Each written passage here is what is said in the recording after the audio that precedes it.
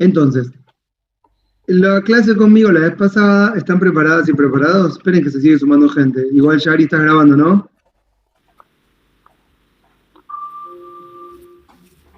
Ari, ¿estás grabando? Qué desgracia. Ya está grabando ese. Gracias, nene. Bueno, yo te mando un WhatsApp cuando termina. Bueno, la clase pasada, ¿qué hicimos? Fue una presentación, un recorrido histórico por el feudalismo, para llegar al momento clave de la historia de la humanidad. Yo te aviso, me está hablando. ¿Qué momento clave de la humanidad? El siglo XVII, 1600. El siglo que cambió la mentalidad humana. Es decir, todo lo que viene después, más o menos, repite las discusiones, los diálogos, las problemáticas, repite todo lo que se formó en el siglo XVII. Esto es muy importante. O sea, si yo le tengo que poner una clase, un nombre a la clase, si no me siguen me avisan, ¿eh? Micrófono abierto, por favor, les pido. No hay problema, estoy para explicar. Si yo le tengo que poner un nombre, decía, y bueno, es el origen o el inicio de la mentalidad burguesa. Es decir, para que tengamos todas las discusiones que tenemos hoy, lo que tuvo que haber pasado es un cambio en la mentalidad humana. Y es en donde pasamos de tener una mentalidad que es propia del periodo feudal, de aquel que está sentado y espera, ¿sí?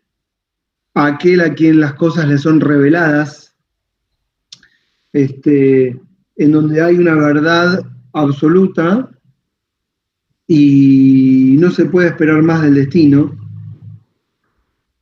Pasamos a una mentalidad que es la propia de la nuestra.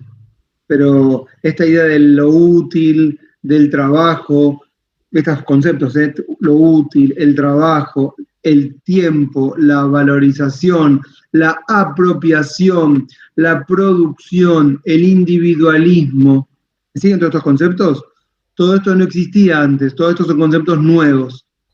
En base o en torno a estos conceptos, que no es que se desarrollan teóricamente, pero sí prácticamente, perdón. Perfecto, ¿no? Profe, ¿Qué? individualismo, apropiación, ¿qué más era? Por suerte Ari está grabando, pero vamos a decir, empecé por lo útil, esa palabra útil, algo es útil, no es útil, ¿correcto? La utilidad.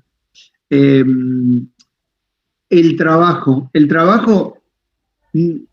como la capacidad de realización humana, ¿entienden? Es decir, si yo trabajo me realizo, si yo trabajo yo puedo obtener bienes y eso es como que genera esta idea de la libertad en cuanto a que mi vida depende de mí, de mi trabajo.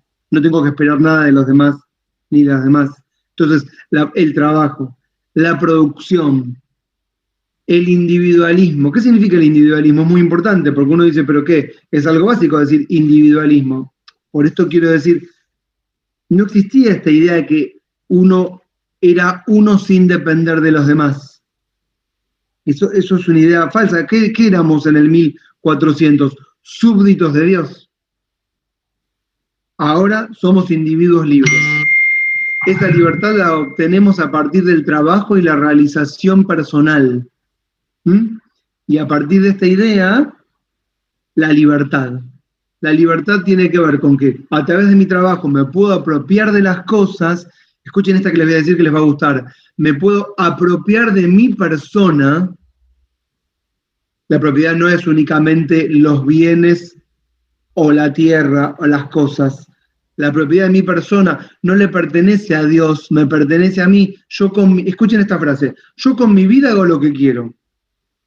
No existe en el 1400. Esto es ahora. En el 1500 uno puede decir yo con mi vida hago lo que quiero. No podés, no porque no puedas, no se te ocurre, no existe ese concepto. ¿Entienden esto que digo? Estos son conceptos que quiero decir. No es que teóricamente se desarrollan, no es que no, pero teóricamente se desarrollan con posterioridad.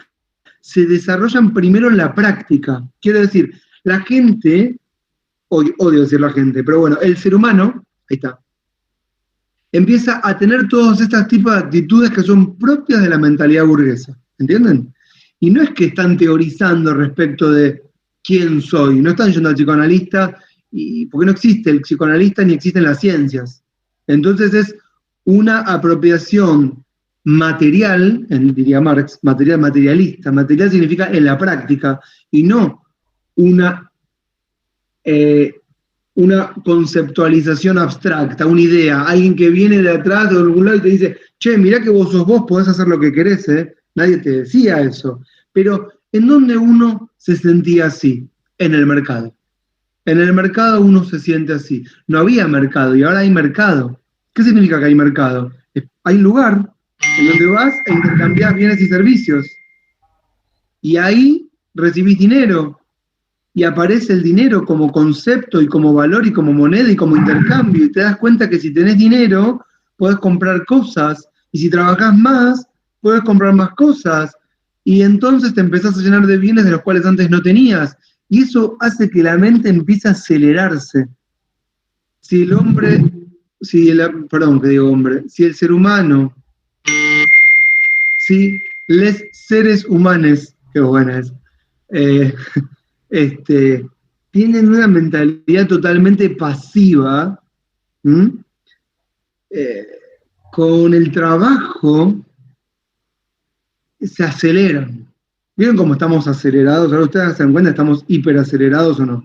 Que hacemos 800 cosas a la vez, que andamos todo el día con una calculadora en la mano, que no podemos perder un segundo, qué voy a hacer primero, qué voy a hacer después, qué voy a hacer en el segundo, en el preciso instante. Yo mientras estoy haciendo esto, tengo las papas y la batata en la cacerola, los nenes cuidándolos, los mensajes que me están llegando de clientes que me están mandando para que yo les envíe la cuenta bancaria para que me depositen, dando la clase, los apuntes, el diario, todo a la vez, no puedo perder tiempo. Con un acelere que a veces me siento con mi mujer y decimos, che, estamos muy acelerados, no se puede vivir así.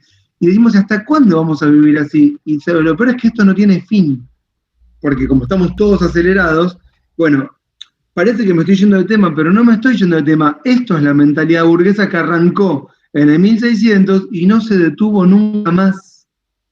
¿Entienden? No se detuvo más. Y es muy importante. Un poco, me parece. Decime, Víctor, que no escuché. Que en la cuarentena se fue un poquito, me parece también, ¿no? Toda esta mentalidad de lo que comentabas vos recién, ¿no sirvió para la pelota? No es que sí, te rebanco porque es como que te encontrás de repente los que pueden, ¿no es cierto?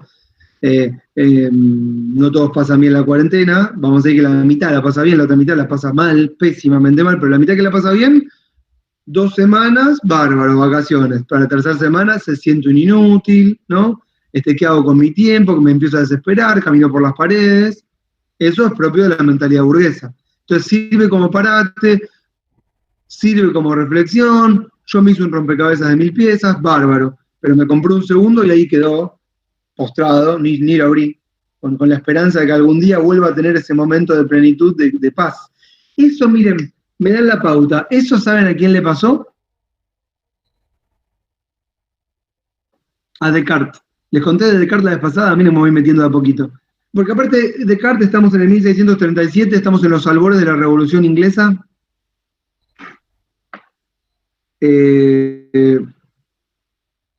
Pasada, ¿no? Sí, profe. Bueno, entonces Yamila me dice que sí. Justamente a Descartes lo que le pasó es esto, ¿no? Que lo que le pasó en realidad no es esto, es a la inversa. Él estaba cansado de que le hablen.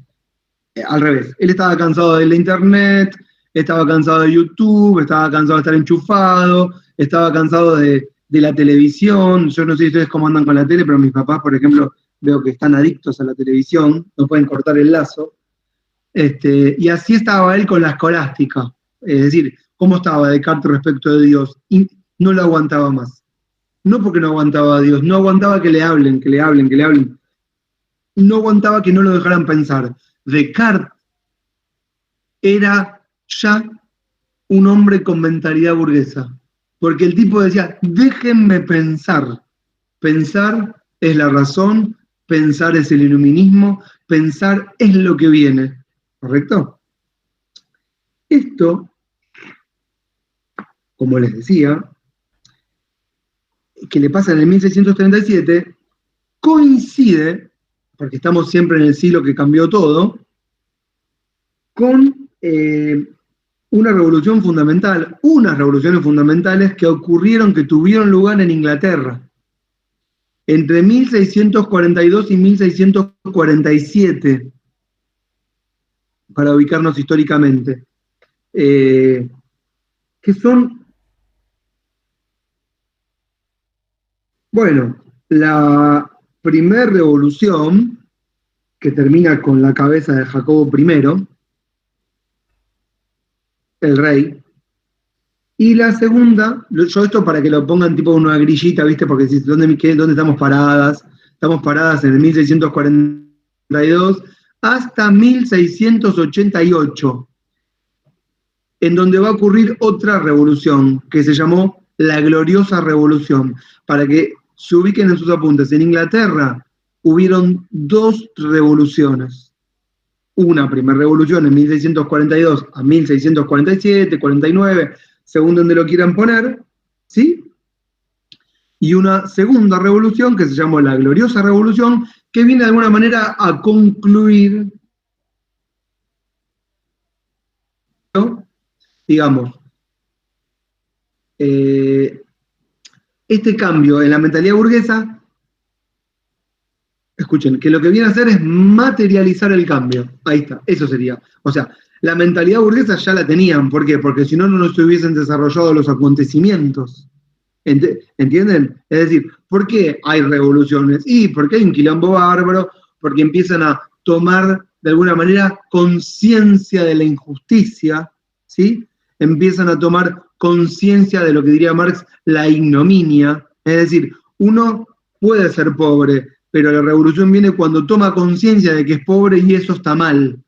Y eso es lo que les empieza a pasar. Se dan cuenta que todo lo que se les está pasando a los revolucionarios del 1600 en Inglaterra, que todo lo que les está pasando respecto de lo que hacen y respecto de lo que les dicen está mal.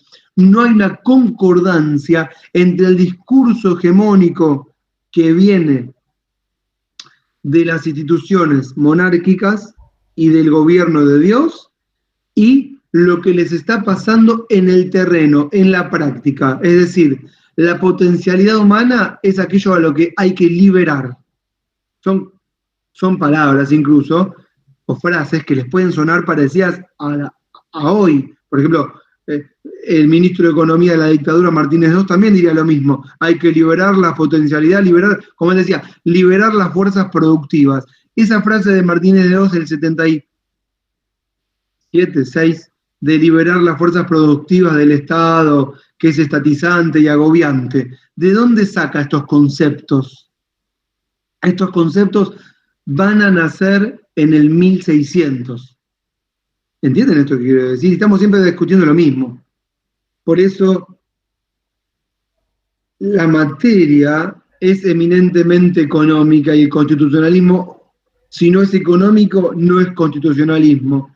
¿Y lo social dónde está? Y en la pelea por la distribución de la riqueza. Hoy. Bueno, entonces, ¿qué? ¿Me están siguiendo? No, porque yo a veces me disperso. Tengo que centrar. Sí. Pero igualmente los conceptos todos van llegando de alguna manera. ¿Cuáles eran las fuerzas en pugna y qué pasaba? Bueno, la clase pasada, que esto sí retomo para tener un hilo y para que tenga sentido esto que estamos diciendo, estuvimos hablando, para que tenga sentido, de esta idea de que el monarca gobierna. ¿Se acuerdan que les hablamos de que el monarca gobierna, de que de que tiene que legitimar su poder. ¿Se acuerdan que hablamos de esto? De que no le alcanza con Dios, que había una transición entre la legitimidad de Dios y algún otro tipo de legitimidad distinta. No sé si lo mencionamos, pero algo así como que para gobernar con Dios no alcanza, pero todavía no hay nuevas teorías que vengan a reemplazar a la divinidad, ¿entiendes? Entonces es como que el monarca se ve ante la situación de que tiene que gobernar y que no puede invocar su gobierno en nombre de la palabra del Señor. Entonces tiene que empezar a hacer otro tipo de cosas, como por ejemplo, no sé si lo hablamos las pasadas, pero que sí, crear un boletín oficial. ¿Lo hablamos la pasada? ¿Se acuerdan o ni les suena? No les suena. Bueno, los boletines oficiales, con la forma que tienen actual, no hablamos esto, no les conté que Mariano Moreno también creó la Gaceta de Buenos Aires y que, ¿no? ¿No nada de esto?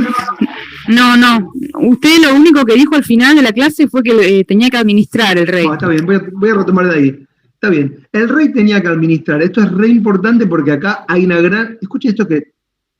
Perdón si es disperso, pero tomen nota, por favor, es re importante. Acá hay una gran bifurcación. Por un lado, la historia de las ideas, y por otro lado, lo que pasa en el Estado. Es decir, en el plano de las ideas, a partir de que empezamos a pelearnos empezamos como la burguesía, a pelearse con la monarquía absoluta, va a venir todo un discurso que tiene que ver con la retirada del Estado. Vieron que esto es muy, muy común. El Estado es como que se abusa, ¿sí?, en el ejercicio de su poder, de las libertades individuales, entonces hay que poner un freno y pedirle que se retire para liberar las fuerzas productivas y para la realización de los hombres, y mientras menos Estado, más iniciativa privada, la riqueza de las naciones. Sinteticé el título del libro de Adam Smith. Pero en la práctica, por eso dije se bifurcan los caminos, es todo lo contrario lo que va a pasar. El Estado empieza a crecer con las monarquías absolutas y el mercantilismo, y ese es un proceso que nunca se va a detener. Esto fue lo que tratamos incluso de hablar la clase pasada, que yo les conté, que el Estado crece con el capitalismo, que los impuestos son la base fundamental de la existencia del Estado y garante de la existencia de un mercado, y que si no hay Estado no hay mercado. Pero en el terreno de las ideas aparecen como si fuese una antinomia, como si fuese una oposición entre mercado y Estado, y no es así. ¿Entienden esto que digo? Entonces, cuando ahí no sé quién me dijo, Yamila, no sé quién, el monarca empieza a administrar, efectivamente es así. Porque como la vez pasada hablamos de que hay todo un movimiento, espero que se acuerden esto que hablamos, un movimiento campo-ciudad, desplazamientos, creación de ciudades, nuevos parlamentos, actividad política, ¿se acuerdan? Nuevos mercados, correo, intercambio, moneda, piripipí, para papá. Se le juntó toda la gente al monarca alrededor del reino, ¿se acuerdan que hablamos? Se crean los cinturones conurbanos, los conurbanos, y el rey se ve ante la necesidad, ¿sí? Si el rey es el Estado, como decía Luis XIV, el Estado soy yo, ese Estado tiene que hacerse cargo, ¿sí?, de sus súbditos, que después van a ser ciudadanos, súbditos barra ciudadanos, pueden tomar nota, súbditos barra ciudadanos, y ahí pueden sacar una flechita, ciudadanos de primera, ciudadanos de segunda, no fue literalmente ciudadanos. Bueno, el rey se tiene que hacer cargo, ¿y cómo se hace cargo? Gobernando. Acá hay que gobernar. ¿Vieron cuando el peronismo dice, acá venimos a gobernar, nos hacemos cargo, pagamos las deudas, piripipí, para papá? Eso es gobernar. Gobernar es ir, es hacerte cargo del problema, ver qué pasa, es encontrar una solución, a los ponchazos, como se pueda. Y eso empieza a hacer el rey. ¿Por qué empieza a hacer eso? Porque no le alcanza con Dios, porque no puede estar reprimiendo todo el tiempo, porque si el rey reprime, se rebelan contra el rey. De hecho, es lo que va a pasar en Inglaterra. Entonces el rey tiene, por un lado, que reprimir, sí, tiene que reprimir. Si no reprime, se le desbanda todo, pero por otro lado no puede reprimir todo el tiempo. Dice Maquiavelo, la fuerza puede ser muy buena, pero no es suficiente, hace falta algo más además de la fuerza. Esto sí lo hablamos, que les dije que los mejores hombres son aquellos capaces de crear un Dios. Y si no, inventate alguna historia. Ahí aparece la ley. vamos a verlo, la ley como la razón, la voluntad de los hombres, como aquello que viene a reemplazar a la dignidad. Entonces, el monarca dice, gobierna, se legitima cuando gobierna. ¿Qué significa se legitima? Lo bancamos, eso significa se legitima. Lo bancamos. ¿Por qué lo bancamos? Y porque no pasó más hambre. Miren qué fácil. Antes había hambruna, pero ahora este rey, ¿qué hizo? Creó almacenes, hace acopio de granos, y cuando sube el precio del trigo y del maíz, ¿qué hace? No importa, el tipo tiene semilla o tiene pan, no sé qué tiene, no entiendo bien cómo es el proceso, pero hay pan, no nos vamos a morir de hambre. Entonces eso hace que la gente no salga a protestar, la gente come, hay gobierno.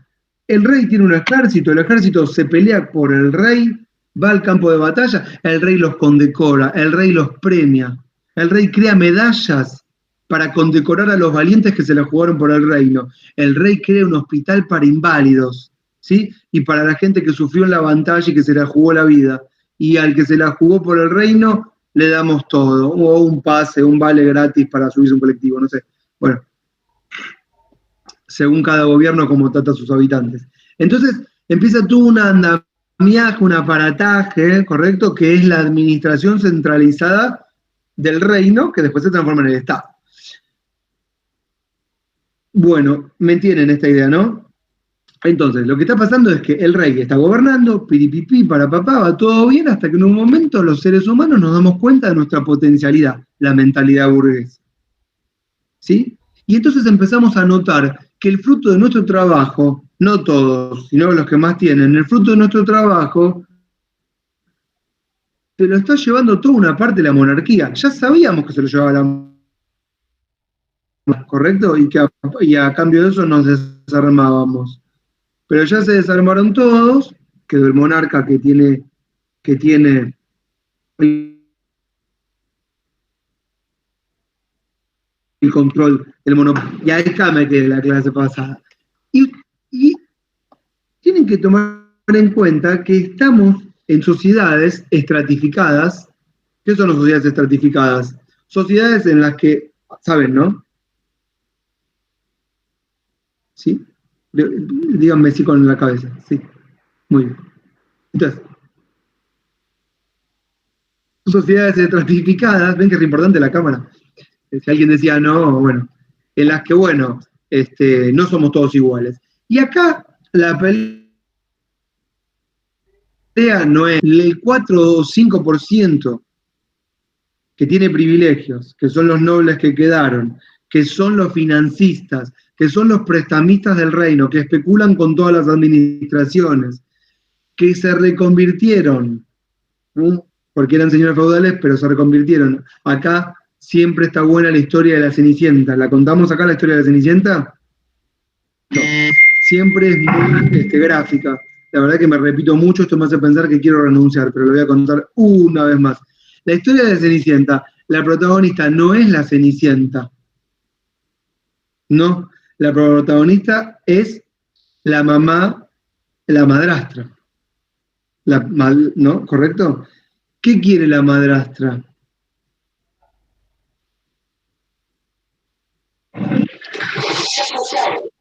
No. Posición social. Te banco, pero no. Lo que ella quiere es casar a las hijas. ¿Por qué? Porque con el príncipe. Con el reino, era con el reino. ¿Por qué quiere casar con el príncipe? Porque ella tiene un título. Ella es baronesa, creo. Pero fíjense lo que está pasando. Con el título no alcanza. En una sociedad capitalista, el título pasó a no valer nada. ¿Entienden? No vale nada el título. ¿Para qué? En un momento la burguesía dice, ¿sabes qué? El título, métetelo en el culo. Eso piensan. Porque cuando vos decís, Yamila, pertenecer, es cierto, los burgueses compraban el título. Tenías nobles de sangre y nobles que compraban el título y era por, como vos decís ahí sí, por pertenecer. Pero fíjense que ella no tenía que pertenecer, ella pertenecía, no obstante no la ¿Por qué? Porque estamos viviendo en una sociedad feudal en crisis, en donde el valor es otro, ahora el valor es el dinero. El Dios es el dinero. ¿Vieron cuando el Papa dice el Dios dinero? ¿Por qué dice el Dios dinero? Porque creemos en el dinero. ¿Qué significa que creemos en el dinero? Creemos en algo que tiene un valor que nosotros le damos, que no es un valor que tiene en sí. Eso es el concepto de Marx del fetichismo de la mercancía. Cuando le damos a las cosas un valor mayor del que las cosas tienen. Es decir, ¿pagás $1.000.000 por un vaso de agua en el desierto si te estás muriendo de sed? Por supuesto. ¿Qué vale más, el agua o el $1.000.000? Y en el desierto el agua, ¿correcto? Entonces, eso es lo que está pasando. Está pasando que el título ya no vale lo que vale, porque no creemos más en los títulos. Todo bien con Dios, pero acá lo que garpa es la plata. Esa es la mentalidad burguesa. Entonces la baronesa se está cayendo y se quiere agarrar del príncipe. Lo que ella no se da cuenta, porque no hace un buen análisis de la situación, es que el príncipe y ella están los dos en el Titanic, y el Titanic se va a hundir. Lo que tenía que hacer es casarse con un terrateniente, o con el dueño de una fábrica. Lo que nos muestra la novela en realidad, más allá de la Cenicienta y su desgracia, qué sé yo, y el abandono, ¿no? Y la princesa y el zapato, lo que nos está mostrando la novela es una sociedad estamental en crisis. ¿Correcto? Ok, los burgueses compraban el título, iban al palacio, se regodeaban en las fiestas del palacio y el tema de pertenecer y qué sé yo, pero lo que vale es la guita. Y en un momento les empieza a agarrar bronquita. ¿Contra quién? Contra los pocos que no pagan impuestos. Y esos son los privilegiados. No es que porque la sociedad es estamental, porque en realidad la clase pobre no vale 2 mangos para ellos, no existe. Van a seguir siendo esclavos. La esclavitud no va a desaparecer con las revoluciones. ¿No es cierto? Ni hasta el día de hoy desapareció la esclavitud, es un eufemismo, cambió de nombre. Pero la esclavitud, que se va a abolir, qué sé yo, vamos a decir, en el siglo XIX, y esta revolución va a ocurrir 200 años antes. Los esclavos van a seguir existiendo, los ciudadanos de segunda van a seguir existiendo, la clase trabajadora seguirá siendo clase trabajadora, clase explotada, ¿sí? Entonces la pelea es entre la alta burguesía, vamos a llamarlos aristócratas, la alta burguesía, los aristócratas, y los nobles, que son un puñadito que no pagan impuestos. Y la bronca es con esos. ¿Se entendió este concepto? Bien. Y entonces, es en este marco que aparece de alguna manera una gran división. ¿Entre quién y quién? Entre la burguesía aristocrática, miren el nombre, no cualquier burguesía, la burguesía aristocrática, que se va a oponer al monarca, y el monarca y sus nobles, ¿sí? Que pueden pelearse, pero que siempre andan codo a codo. Porque finalmente hay que salvar la estirpe, ¿no? Vieron como, bueno, nos peleamos, pero cuando las papas queman nos ayudamos entre nosotros, para que no se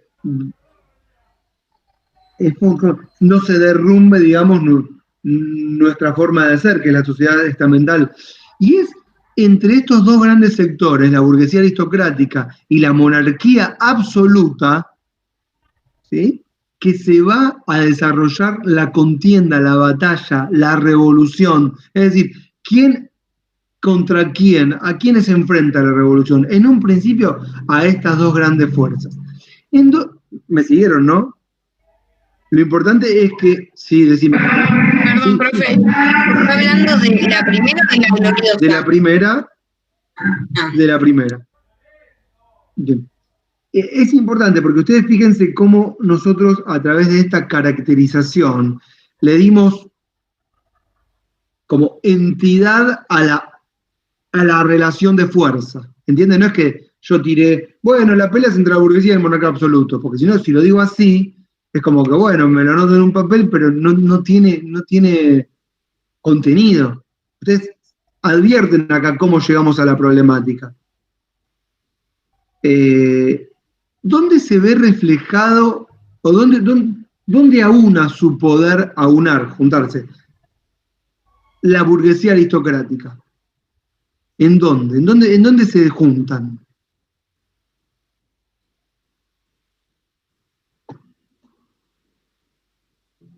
¿En una casa? Puede ser. ¿En un club político? ¿En el castillito de uno? No, porque los castillitos son de los nobles. ¿Barricadas tiene algo que ver o estoy lejos? Están lejos, pero no tan lejos. Ahora lo voy a mencionar. Las barricadas, si quieren tomen nota, ya que Yamila lo mencionó, las barricadas son de los sectores más postergados, que siempre es la mano de obra necesaria para cualquier cosa que tenga que pasar. Y no va a ser un protagonista menor el pueblo, que todavía ni lo mencioné. Miren esa palabrita, pueblo, porque no lo había dicho, pero todavía no lo vamos a poner. Yamila, 5 minutos y el pueblo entra en acción. Siempre tiene que haber pueblo. Todavía no. La burguesía, porque no me lo están diciendo, me pone mal, me encantaría que lo tengan como concepto, pero va a venir ahora y van a decir, la burguesía se junta en el Parlamento. Esa es la institución por excelencia de la burguesía, ayer, hoy y siempre, ¿entienden? El Parlamento, que lo hablamos, ¿se acuerdan que lo hablamos? El Parlamento es la casa de la burguesía, ¿sí? Es cierto que en Inglaterra tenemos los de los lores y los comunes. Y por lores y comunes, ¿qué entendemos? Los comunes, la burguesía que no tiene título, y por los lores, la burguesía con título. Todavía no está distinguido en Inglaterra en el 1642. Entonces es el Parlamento, porque es en esta revolución en donde van a venir la división de aguas entre la burguesía aristocrática y el absolutismo que sostiene al monarca. Entonces, la batalla va a ser entre los absolutistas o los que sostienen a la corona o los partidarios de Carlos I, que también son católicos, atención con esta porque el conflicto empieza siendo religioso, y los parlamentarios o antiabsolutistas o puritanos, protestantes, y la vez pasada alguien me dijo, y no pude buscar, y ahora les voy a decir por qué, Iglesia Anglicana, no sé qué metí, ¿qué mentira Iglesia Anglicana? Y me lo marqué y no lo busqué. Alguien de ustedes me lo dijo la vez pasada y no lo busqué, no vi. Y no, lo tenía para revisar, así que eso no lo entiendo. No tomen nota de eso, pero no sé. Bueno. ¿Hasta acá me tienen? Bueno, y cuando hablamos de que Inglaterra, si ustedes leen un libro de Derecho Constitucional Clásico, van a encontrar que Inglaterra es un proceso de pactos, así aparece en el manual de, qué sé yo, de, no sé, Colauti, no sé, ¿cuál leyeron? ¿Qué manual? Yo odio la palabra manual, pero bueno, hay manuales, ¿vieron? Los compran, hay negocio con eso. Entonces compran un manual y el manual dice que Inglaterra es un proceso de pactos, el modelo consensual. Entiendo que es una vertiente del protestantismo que surge en Inglaterra. Gracias, Leandro. Está hablando de la Iglesia Anglicana.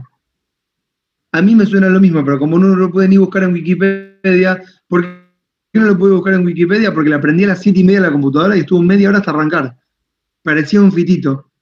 Entonces me preguntaban por el chat, mandá el link, y no lo podía crear el link porque ni siquiera podía abrir el mail.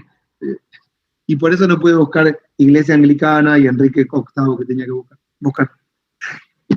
Entonces, van a encontrar que Inglaterra es un proceso de pactos que arranca con la Carta Magna, ¿sí?, de Juan sin Tierra en el año 1215, y que es como una especie, Inglaterra, de pactos y concesiones que el monarca va concediendo a la burguesía. No es tan así. El proceso es mucho más conflictivo y tiene que ver con esta dinámica que yo les conté. Tanto no es así que a Jacobo I en el año 1649 le cortaron la cabeza. Entonces no podemos hablar de pactos. Acá corrió sangre. ¿Correcto? Acá hubo una revolución y después hubo una segunda revolución. Entonces, Ya les conté quién se enfrentaba con quién. Que eran los absolutistas contra los antiabsolutistas. Pero había, por supuesto, y siempre lo hay, un pueblo que fue utilizado, cuando no, por los sectores, por ambos sectores, tanto por el monarca, como así también por la burguesía aristocrática de un general que se llama Oliver Cromwell, tal vez lo leyeron, que ambos dos utilizaron a los sectores populares como fuerza de choque. No es que se enfrentaron los ricos en la batalla, nunca van los ricos a la batalla.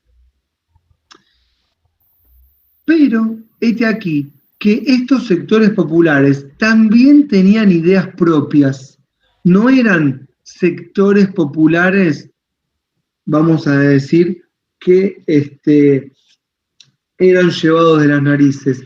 Y acá hay un montón de grupos que no aparecen con voz en los manuales, con voz B corta O Z, ¿no?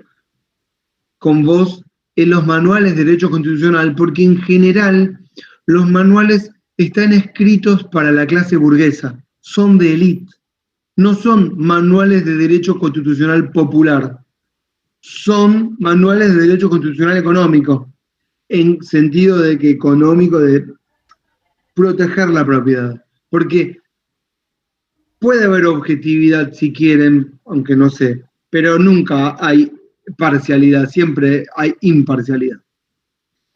Y no aparecen las ideas de estos sectores. ¿Quiénes son estos sectores? Bueno, se llaman diggers, se llaman levelers, los panteras, y no sé cuántos otros grupos más que anduve leyendo, que les dejé en un texto, que se llama, creo que se los dejé, La cuestión democrática en el siglo XVII, soberanía popular, derecho y sufragio en el pensamiento de los levelers. Creo que se los dejé. Si no, después me fijo, pero yo entiendo que sí. Igual como no nunca leen nada, no me preocupe. Y hay otros que se llaman Santers y otros que se llaman Seekers. ¿Quiénes son todos estos? Grupos populares que lograron en el periodo de la revolución, ¿sí?, de enfrentamiento, articular un conjunto de ideas, no en un texto ordenado, no, ya sabemos que había imprenta, pero tampoco es que cualquiera escribe, ¿correcto? Pero sí en panfletos, en volantas, en grafitis, que después historiadores van trabajando y recogiendo y recopilando, y que podemos encontrar en el pensamiento de esos sectores escuchen esta palabra que la tienen que tener, un ideario. ¿Qué vendría a ser un ideario? Un conjunto de ideas que pueden aparecer todas desordenadas, pero que si las tratamos de ordenar, vamos a ver un ideario, yo les diría, democrático, que no es ni republicano, ni absolutista, ni católico, ni protestante, sino más bien, escuchen, democrático. ¿Y qué entendemos por democrático? Bueno, un ideario que no hablaba solo de propiedad en el sentido de que me garanticen de que nadie me va a robar lo que tengo. No, que hablaba de propiedad en el sentido de que si todos somos criaturas de Dios, a todos nos corresponde un cachito. ¿Escucharon lo que acabo de decir? Que si todos somos criaturas de Dios, a todos nos corresponde un cachito. ¿Qué se entiende a todos nos corresponde un cachito? No que nos garanticen que si yo me desarmo, ¿se acuerdan que les conté? Ok, pero que me garanticen que nadie va a entrar a mi propiedad. No, sino la idea de que a todos nos corresponde un pedazo de tierra, que podamos trabajar y que fruto de nuestro propio trabajo podemos ganarnos nuestro sustento y nuestro pan. Tomen, por favor, paréntesis, nota de esto que lo voy a decir al final. Este es un periodo también, esto es bien marxista lo que les voy a decir ahora, que se entienda la dialéctica intelectual.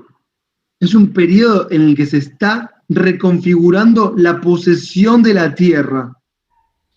Y todo lo que era tierras comunales de la iglesia está siendo reapropiado por manos privadas. Y en este momento de repartija, estamos como en el momento, ¿vieron el juego de la vida?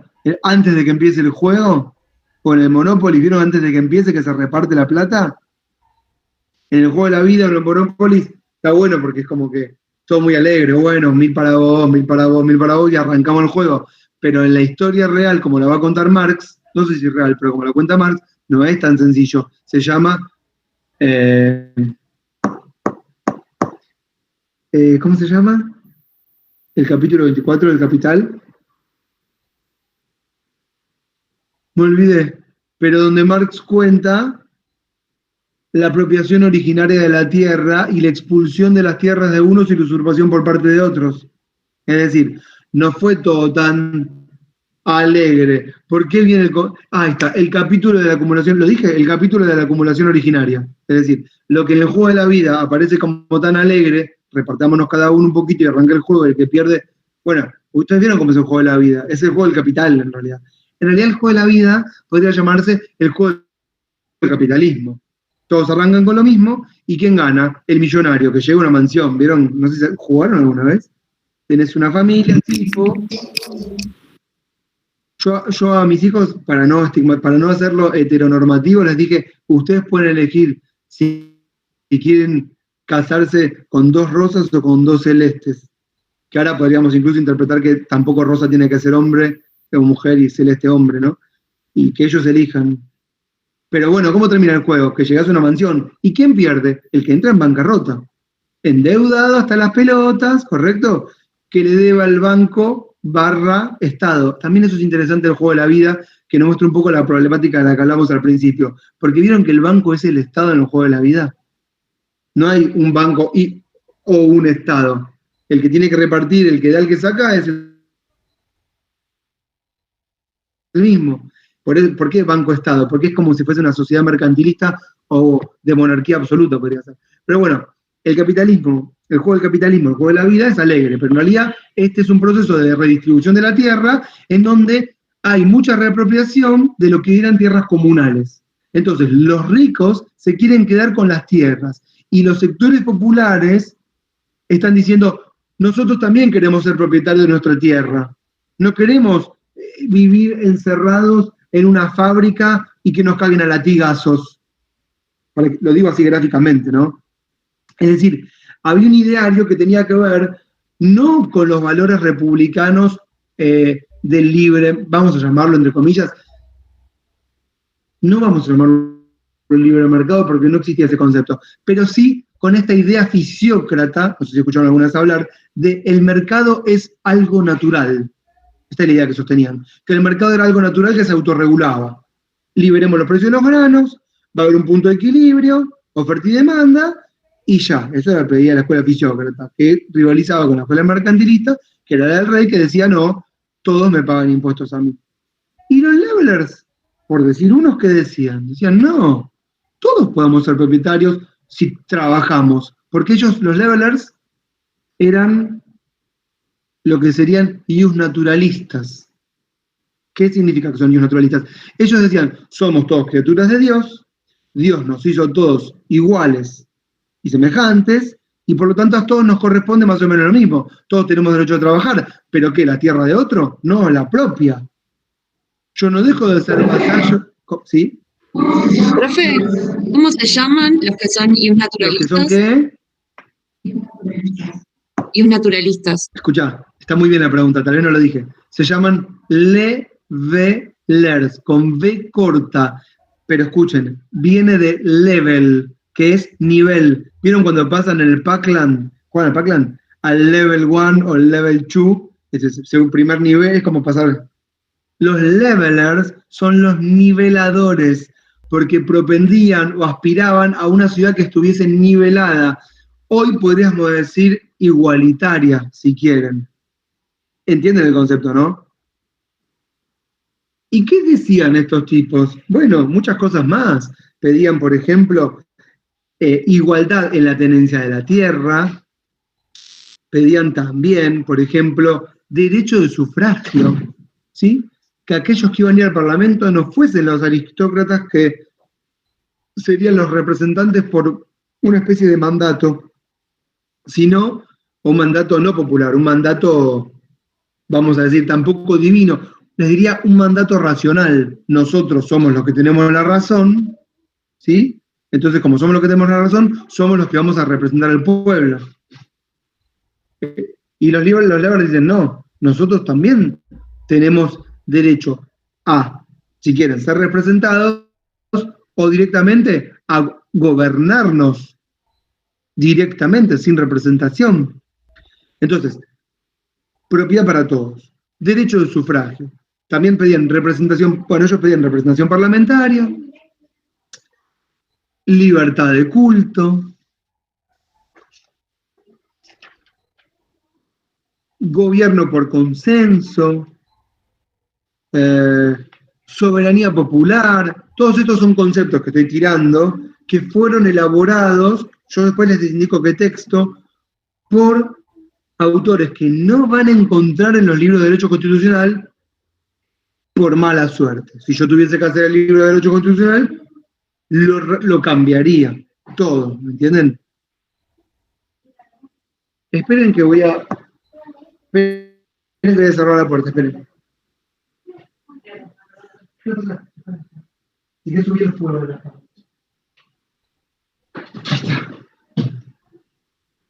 Bueno, ¿cómo están? Se me cortó recién, profe, por eso me fui ahí, y ahí volví. No sé lo que dijo recién. ¿Qué fue lo último? A ver. Ah, ¿quiénes eran los levelers? Y bueno, eso sí lo noté. Me tarda 4 horas decir cada cosa. Bueno. Ah, sí, estaba enumerando todas las cosas que los levelers, por las que los levelers peticionaron. Hay algunos autores, les menciono los nombres, así al pasar. Uno se llama Overton, con B corta, otro se llama Lilburn, o Lilburn, L-I-L-B-U, no importa. Ustedes ponen levelers en Wikipedia y sale. No es difícil.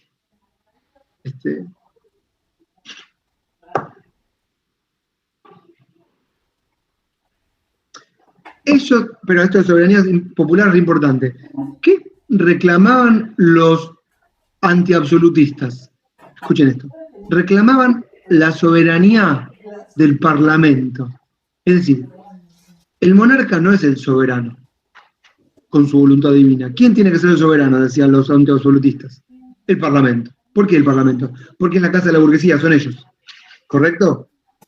De hecho, esta es la idea que triunfó en algún punto. ¿Y qué decían los levelers? No, la soberanía tiene que ser popular. Nadie está por encima del pueblo. Los representantes tienen que ser, en algún punto, o tienen que estar, maté un mosquito, sometidos, uy, es de dengue, miren, es blanco y negro.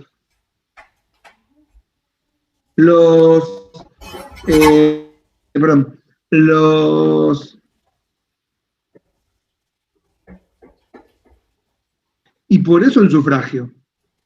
Porque los antiabsolutistas hablaban de representación, pero no de sufragio. Ese es un concepto muy posterior. Básicamente, ¿qué querían los absolutistas?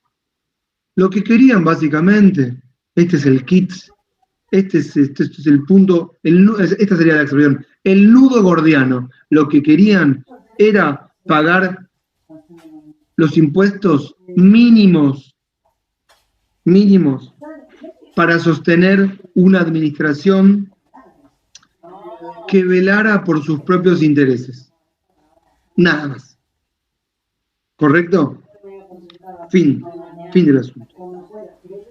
Nada de andar teniendo granos y andar haciendo todas esas cosas. La salud de la población, numerar a la población, por ejemplo, darles un documento. Básicamente lo que llamamos administrar la vida de la población. Este es un tema al cual la burguesía le importa 3 pepinos. Por eso también en este periodo va a surgir con fuerza, también en este camino de bifurcación que les conté, que por un lado un discurso de la retirada del Estado, pero por otro lado un Estado que cada vez participa más, también va a surgir con fuerza, por un lado, lo que vamos a llamar una clase, si quieren, el concepto no sería clase, pero un estamento económico y una clase política, ¿sí? O una clase dirigencial. Es decir, la política va a aparecer como actividad, por algunos bien vista y por otros denostada, pero una actividad que no va a desaparecer y que va a surgir en este momento y que nunca va a desaparecer, porque no existe. Siempre hay una clase dirigencial, pero va a surgir con fuerza ahora y se va a separar en algún momento de la clase económica. ¿Esto lo hablamos? Por ejemplo, Urquiza, ¿esto lo hablamos? ¿Sí o no? Urquiza, por ejemplo, es un hombre eminentemente político, pero también es un hombre económico. Urquiza tenía empréstitos de todo tipo, y él le hubiese encantado de dedicarse a sus empresas y no a hacer la guerra. Pero él sentía que si no se establecía la Constitución y una república ordenada, nunca iba a poder desarrollar con plenitud sus empresas si no había un mercado bajo una Constitución. Entonces, ahí tenemos en Urquiza a un hombre económico y un hombre político al mismo tiempo. Un caudillo era eso, básicamente. Pero con el tiempo se van a diferenciar las clases. Por eso a la clase económica le revienta a la clase política porque la entiende parasitaria. Como que te apropias de lo mío, que cómo le hiciste, que con un sueldo no te alcanza para tener todo lo que tenés. Bueno, estas peleas van a existir siempre. Estos debates van a surgir en ese momento y se van a extender por los siglos de los siglos, hasta que pasemos a otro periodo que no sé cuál va a ser. En otra etapa de la humanidad, que no va a ser el capitalismo, no sé qué será. Nadie lo sabe. En 1628, por ejemplo, ahora ¿saben dónde me metí? Para ordenarlo un poco. Me metí en la página 59 del texto de Pisarello. ¿Lo tienen? ¿Vieron el texto que yo les dejé? Les dije sigan a partir de la página 58. La página 58 arranca con la Constitución inglesa. Leo el título, del fragor republicano a la monarquía parlamentarizada. Ustedes ya ahí en el título pueden advertir todo lo que pasó. Porque, ¿qué significa del fragor republicano? Bueno, del momento épico de la revolución en que parecía que se iba a armar una especie de república, y por república le hace república democrática, si quiere. ¿Sí?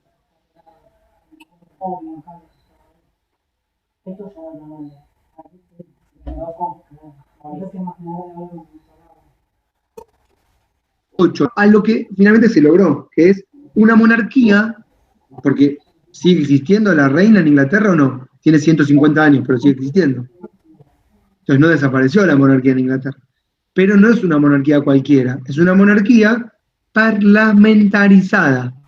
Es decir, ahí ustedes pueden advertir en esa síntesis, en ese sincretismo entre monarquía y parlamentarizada, ¿qué es lo que lograron? ¿Qué es lo que triunfó de la revolución? Bueno, una nación con un parlamento bajo la unidad de una corona, ¿entienden?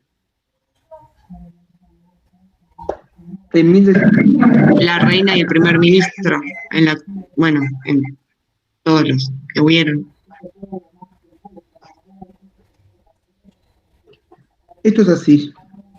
La relación que hay en Europa entre los monarcas, esto les va a venir bien para cuando escuchen, de alguna manera, ¿vieron los gobiernos parlamentarios?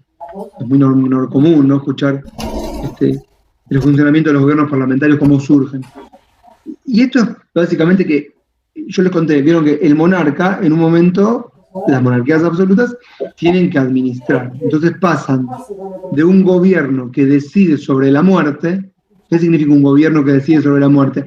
Un gobierno que solo aparece en el momento de matar, que tiene derecho de muerte sobre sus súbditos, eso es un gobierno que decide sobre la muerte, pasa lenta y progresivamente, sin quererlo, ya lo contamos toda la clase pasada y al principio de hoy, a un gobierno que administra la vida. Entonces se convierte en un gobierno administrador. Y el monarca siempre está como ocupado de los problemas del palacio, ¿vieron? Primero la conquista, expandirse, los ejércitos que están muy afuera que nadie los ve, ya hasta se olvida el monarca de los ejércitos que tienen la frontera, porque ya no sabe ni en qué frontera, ni dónde están, ni cuál es el límite del reino, porque tiene un problema más urgente, que es que la gente se la apelotonó en la puerta del palacio y le está pidiendo pan. Entonces tiene que gobernar y administrar lo que tiene ahí, un problema que es la seguridad interior, la policía, ¿sí? Correcto. Entonces tiene que administrar la vida. Y para eso empieza a nombrar ministros. ¿Por qué? Porque el monarca sigue pelotudeando, si quieren, o no, llámenlo como quieran, pero no se ocupa él directamente, él de administrar. Entonces, ¿de qué se va a pasar a ocupar el monarca? De alguna manera el monarca va a tener como función, y esta es la función que tienen hoy los monarcas en Europa, y los que no tienen monarquía, eso hacen los presidentes europeos, no los primeros ministros. De lo que se ocupan es de que haya un gobierno. No importa qué gobierno. La monarquía es la garantía, ¿sí?, de que siempre haya un gobierno que gobierne, ¿sí? Es la que convalida al gobierno y es a la que le presentan propuestas de gobierno y es quien se hace cargo de que haya un gobierno cuando las fuerzas políticas entran en crisis. ¿Entienden lo que quiero decir? Es decir, asegura la existencia de un gobierno. La pasada le pasó a mi nena, por ejemplo, que vieron que con el tema del COVID se abren y cierran burbujas en las escuelas. Entonces la de mi nena, bueno, se fue la maestra, desapareció para siempre. Entonces el director está dando clases.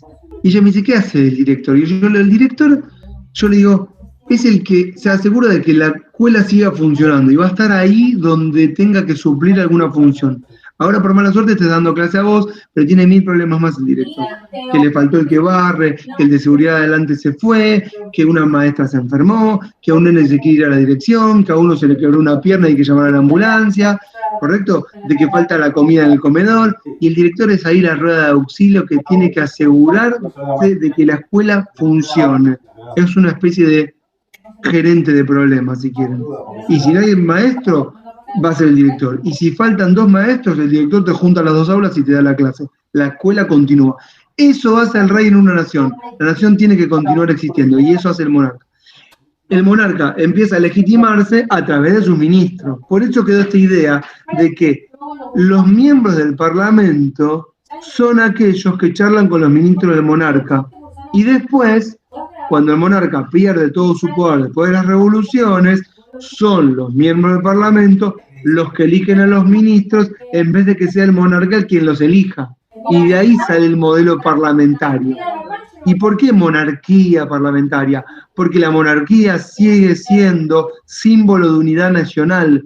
Es algo milenario histórico que nosotros nunca lo vamos a entender, porque nosotros, ya lo vamos a ver la clase que viene, nos rebelamos y nos independizamos de la monarquía y del virrey, ¿correcto? Que para nosotros era palabra negativa, porque nosotros teníamos que hacernos cargo de nosotros mismos, había que echar al virrey, pero ellos no lo tenían que echar.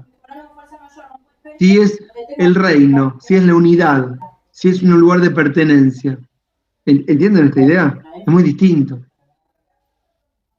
Es que ellos tienen mejores mitos que nosotros tenemos pocos mitos, y el mito hace al pueblo. Para los que vieron Los Simpsons, el capítulo de Jeremías Springfield es re importante. Los que no lo vieron, bueno. Pero los que lo vieron cuando Lisa Simpson descubre la mentira sobre Jeremías Springfield y lo va a decir, y ve el pueblo la cara del pueblo cuando ella va a estar por decir un discurso en donde había revelado la verdad y al final se da cuenta, ¿para qué voy a decir algo que va a generar discordia y desunión? Entonces rescata los mejores valores a pesar de que el tipo era totalmente perverso y un corrupto, porque lo que importaba de Jeremías Springfield eran sus valores, que ese es el mito fundacional. Todos los pueblos tienen uno, la monarquía, por supuesto, es símbolo de unidad nacional. Bueno, no importa, lo vamos a ir trabajando, si quieren, con las diferentes clases, los diferentes mitos. Todos los pueblos tienen uno. En nuestro caso, no sé, sería San Martín y Maradona, qué sé yo, no sé, todavía estamos peleándonos, ¿vieron? Es difícil en Argentina. Bueno, les decía, no sé cómo llegué. En 1628, los Levelers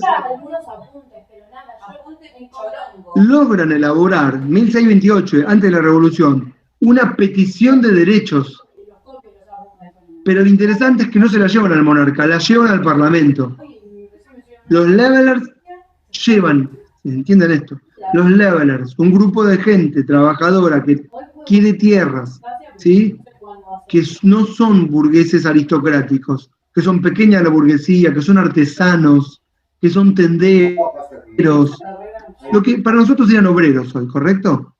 Que van al parlamento, es decir, que reconocen una autoridad no en el monarca, en el parlamento, con una petición de derechos, en donde van y le piden todos estos derechos de los que hablamos hace un ratito de los Levelers. ¿Sí? Es ahí en donde, de alguna manera, Cromwell, que es un líder carismático, un político importante, que logra congregar un ejército de fuerzas medias. ¿Qué significa fuerzas medias? Fuerzas integradas por trabajadores, ¿sí? Y sobre todo fuerzas integradas por todos los sectores que van a verse beneficiados por el capitalismo posterior, que van a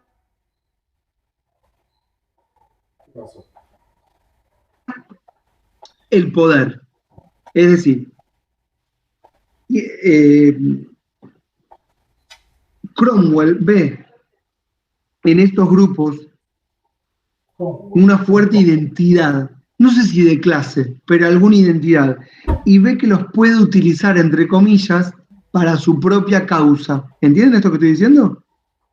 Es de ahí donde obtiene la fuerza, y por supuesto que el monarca tiene su fuerza, tiene sus ejércitos, tiene sus súbditos de Dios, y esto no es que desaparece en lo más mínimo. En 1642 va a generarse una especie de, como si quieren, una especie de estado asambleario, vamos a llamarlo. Cuando aparece un estado asambleario significa que estamos en crisis. Es decir, al poder nunca le gusta que todos empiecen a charlar respecto de lo que tenemos que hacer. Cuando empezamos a charlar respecto de lo que tenemos que hacer, es que está todo mal. ¿Digo bien? Por ejemplo, la crisis de 2001, la asamblea barrial. La asamblea barrial nos está hablando básicamente de que no creemos en la autoridad ni la legitimamos y no está bueno. Cuando, por ejemplo, desde la ciudad hacen presupuesto participativo, no sé si escucharon sentir alguna vez, y te hablan de 3, 4 boludeces, es neutralicemos a aquellos que quieren la idea de aquellos que quieren decidir. Ahí no se deciden grandes cosas, se deciden boludeces. Y esto siempre es así. Al poder no le gusta que se discuta respecto de lo que hay que hacer. Es natural que esto sí se... Cuando se crean los estados generales, lo vamos a ver con la Revolución Francesa, es lo mismo, que está todo mal. Cuando aparecen los debates de Putney, Putney, es que está todo mal. Y en este estado asambleario aparecen los Levelers con sus reclamos. Y ellos empiezan a tomar nota. Empiezan a tomar nota los Levelers de qué cosa. De que estamos como una especie de estado de naturaleza. Ahí metí una palabra que es conceptualmente fundamental. ¿Por qué estado de naturaleza? Bueno, porque no sé si saben que aparecen un montón de teóricos. ¿Saben lo que son los teóricos? Muy bien, Mariana dice que sí. Me banca, Mariana. Los teóricos son los intelectuales, lo voy a decir para los que no saben. ¿Quiénes son los intelectuales? Las, si quieren, intelectuales. Las que piensan. Son las y los que piensan. Es difícil saber quiénes son los intelectuales hoy, pero siempre hay gente que piensa. Tal vez hoy están en el marketing, ¿sí? Los que crean conceptos son los intelectuales. Los filósofos son los intelectuales. ¿sí? Los que crean conceptos nuevos, los que nos dicen qué pensar, los que piensan a los demás. Y ahí aparecen un montón de intelectuales. Uno fundamental en este periodo se llama Hobbes, Thomas Hobbes, lo conocen a Hobbes. Es fundamental Hobbes porque, bueno, va a tener unas ideas locas. ¿Me están escuchando? Porque de repente se me borraron todas las caritas. Sí, sí. Sí. Van a tener unas ideas locas Hobbes, como por ejemplo, somos un conjunto de individuos. Tiró. Ahí el tipo tiró. Somos un conjunto de individuos. Somos una suma de individualidades. Es decir, Hobbes escribe en un momento de mucha tensión y de guerra civil, posterior a los debates de Putney, en donde se estaban matando entre todos. Ya había muchos contractualistas. ¿Quiénes son los contractualistas? O sea, aquellos que creen que la sociedad tiene que refundarse en un nuevo pacto, no un pacto de Dios, no un pacto de sujeción, no un pacto con la voluntad divina, un pacto entre hombres, ¿correcto? Un pacto, como diría la Bersuit Vergarabat, un pacto para vivir, ¿correcto? ¿Por qué? Porque estamos en un estado de guerra, que es la guerra civil que está ocurriendo en Inglaterra. Y Hobbes va a decir, estamos en un estado de guerra en el que el hombre está armado, defiende con uñas y dientes su propiedad, es malo por naturaleza, dice Hobbes.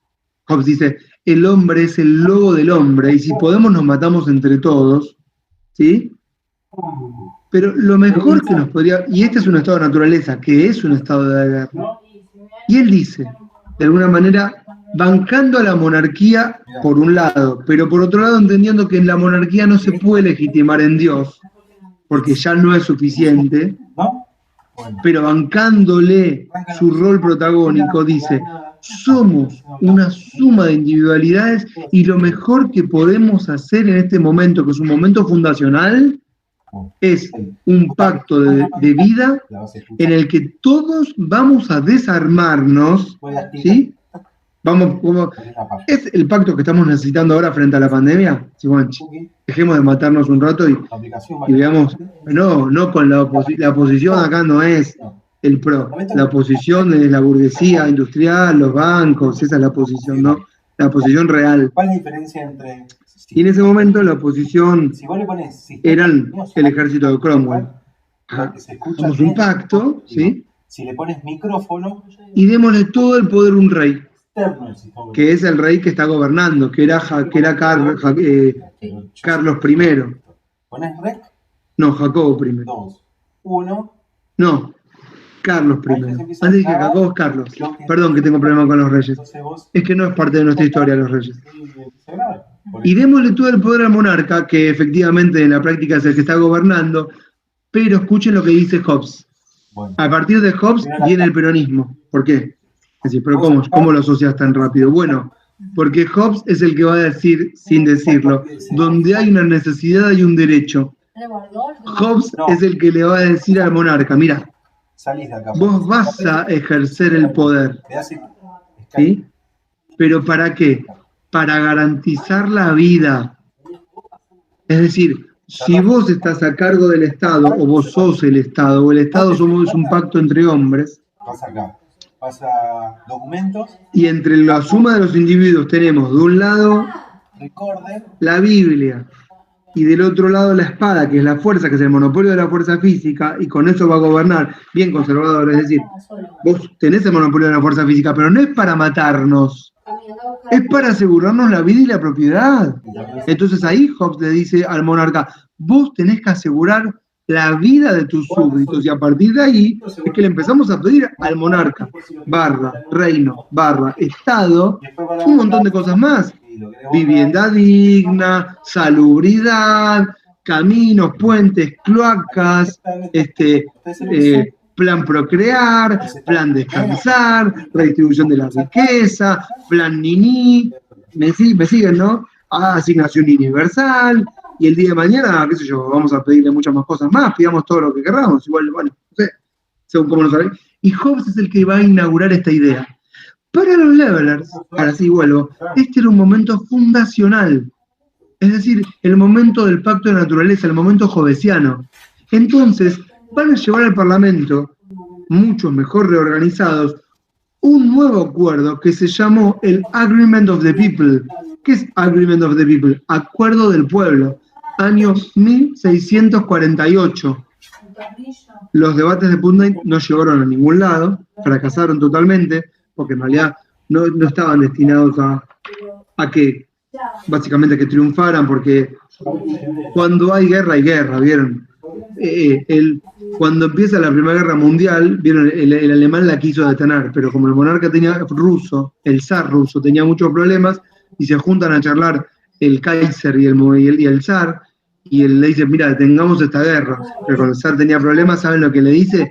2-3 días antes de arrancar la Primera Guerra Mundial, cuando las tropas rusas empiezan a andar, ya nada las detiene. Ya está. La guerra ya era algo inevitable, ya no se podía evitar. Y ahí viene la guerra que va a enfrentar a los ejércitos católicos de Carlos I contra las fuerzas de Cromwell, que van a triunfar y en el año 1649 van a derrotar a los monárquicos católicos realistas absolutistas. ¿Me siguieron? ¿Puede repetir ese último, profesor? Página 61, página 62, no, también te lo digo, perdóname, Caterina, estoy diciendo que Cromwell se va a enfrentar junto con los Levelers y junto con los sectores medios y con los escoceses que son protestantes, primero camuflado como un conflicto religioso, pero que en realidad tiene como trasfondo la clase completa que estamos explicando ahora, y van a ganar, y van a matar al rey. Y Cromwell, escuchen, no va a fundar una monarquía, porque acaban de destronar a la monarca. Escuché un grito. ¿Y qué va a hacer Cromwell? Bueno, en el año 1653... Estoy escuchando gritos que alguien se está peleando en la puerta de mi casa. Me distrae. Ya está. Bueno, insultos van, vienen, ¿no? Es difícil. ¿Saben cómo extraño la facultad? ¿Ustedes no extrañan la facultad? Sí, yo sí. Bueno, y en el año 1653 disuelve el Parlamento, lo disuelve. Es una especie de dictador, / protector, / caudillo, / pongan el nombre que quieran, gobernador, protector, lo que quieran, y promulga una constitución en Inglaterra, el país de la no constitución escrita. Promulga una constitución escrita que se llamó, por supuesto, Instrument of Government. Eso es una constitución en ese momento, un instrumento de gobierno, en donde, de alguna manera, ¿qué hizo Cromwell? Recogió algunos de los reclamos de los Levelers. No todos, algunos. ¿Cuáles? Aquellos que tenían que ver más con los derechos liberales y mucho menos aquellos que tenían que ver con las peticiones igualitarias o igualitaristas, como por ejemplo las ideas locas de propiedad para todos o darle más a los que menos tienen, pero sí, por ejemplo, las del artículo 14, que son todas las que el monarca prohibía: la libertad de trabajar, de comerciar, de navegar, de circular, de ejercer libremente las profesiones, la libertad de culto, el artículo 14 completo, que es muy importante en esa época, ojo, no es menor, porque piensa que los Levelers a partir de este momento entonces también piensan, bueno, si puedo trabajar, puedo apropiarme con mi trabajo de mi propiedad, entonces ahora puedo ser propietario de algo, porque el trabajo es el valor y es el fruto de la riqueza. Entonces no es menor ahí el artículo 14. Cuando uno piensa a secas, libertad de trabajar. No, es que no todos tenían libertad de trabajar. Piensen en la época del virreinato, en la Mita y el yanaconazgo. La gente iba a trabajar. no por un sueldo. Iban a trabajar, escuchen lo que decía ahora, a la mitad, iban a trabajar porque les hacíamos, yo me pongo del lado del rey, del virrey, porque les hacíamos un favor. Los mandábamos a trabajar a la mitad para que salgan buenos, porque son vagos y holgazanes. A ver si trabajan y se corrigen. ¿Y cómo le vamos a pagar? Es como una pasantía no rentada, en la que se les destruían los pulmones y se morían, pero se extraían de ahí las riquezas y el oro que se llevaban a Europa, que ahora tendríamos que reclamar que devuelvan. ¿No es cierto?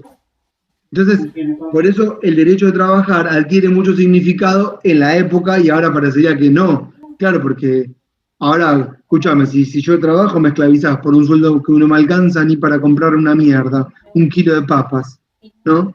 Ya lo dijo también, ¿se acuerdan el que lo dijo? ¿Qué se creían? ¿Que con un sueldo medio podían viajar a Miami y comprar celulares? Y ahí quedó bien claro, no se puede. Y no lo vamos a lograr. Con un sueldo ahora no te alcanza para una mierda. Entonces, el énfasis de fondo, escuchen, estoy leyendo la página 62. Yo necesito media hora más, pero bueno, no importa, la seguiré la vez que viene. El énfasis de fondo que tenía la Constitución de Cromwell no era tanto los derechos de los laborers, sino más bien los derechos de los republicanos aristocráticos, que eran los que tenían que ver con una, justamente, república aristocrática y no tanto con una república más, yo diría, democrática e igualitaria. ¿Entienden esta idea? ¿Entienden esta idea? Sony 27, bueno, estamos... Me falta un montón. Fíjense lo que me lleva a la Revolución Inglesa. Tengo para una casa entera. Bueno, entonces, ¿cómo están? ¿Bien? Bueno, entonces ahora ¿saben qué hacemos? Bueno, yo les dejo más material para seguir. Creo que nos toca el lunes que viene. Vamos a continuar desde qué pasó con Cromwell en adelante. Y decir, yo ahora me lo agendo. ¿Y qué fue la segunda revolución? La revolución gloriosa. Y ahí va a aparecer Locke, y va a aparecer antes Harrington. Y después de ahí nos metemos con la independencia norteamericana. ¿Se entendió todo? ¿Tienen preguntas? Todo esto después se los tomo en un examen, ¿está claro? Muy bien. Bueno, entonces ya está, ¿eh? Si quieren ya está. Saben que hago después en un ratito, la subo a YouTube y la pongo, gracias Gastón, ahí me pone clarísimo, y la pongo disponible para todos, para que la vean cuantas veces quieran y bueno, se entretengan. ¿Listo? Gracias, profe. A ustedes que anden bien. Chao. Gracias, profe. Gracias.